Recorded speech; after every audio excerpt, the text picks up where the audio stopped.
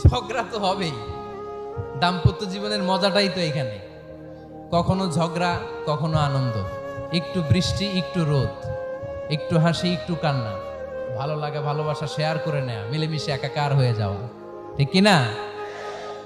তো আল্লাহর হাবিব সাল্লাল্লাহু আলাইহি ইসলামের সাথে আম্মা জান আয়েশার ঝগড়া হতো। তো একদিন ঝগড়া হয়ে দুইজন রেগে আছে।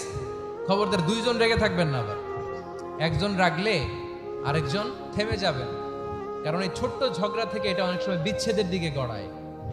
আমার প্রিয় ফরিদপুরবাসী, ভাবি রেগে গেলে আপনি রাইগেন না, ওই দিন আপনি একটু ঠান্ডা থাকেন। আবার আপনি রেগে গেলে, আমার মাইকের আওয়াজ যদি ভাবিরা শুনেন, আপনারা রেগে যায় না, একটু ঠান্ডা থাকবেন। দুইজনে রেগে গেলে তো তৃতীয় বিশ্বযুদ্ধ শুরু হবে, তাই না?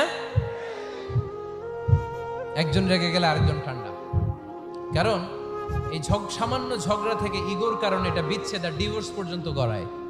আর শয়তান এখানে উস্কানি দেয়, কারণ ইমানদারদের ফ্যামিলি ভাঙতে পারলে শয়তান সবচেয়ে বড় খুশি হয়, আর ইমানদারদের ফ্যামিলি টিকে থাকলে খুশি হয়ে যায় কে?